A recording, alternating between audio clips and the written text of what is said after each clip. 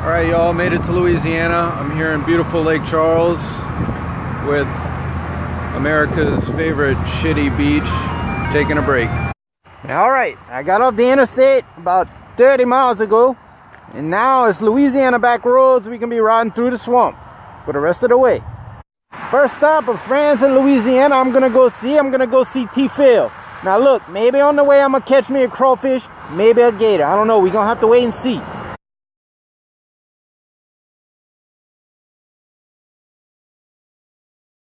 Man, look, I'm about to tell y'all a little secret.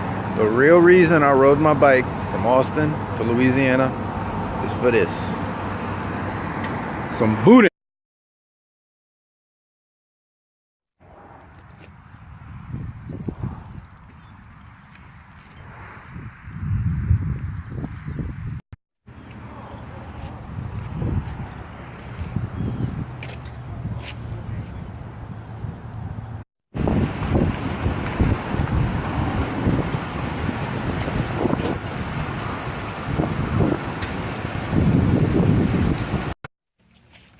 You know I love this dude right here.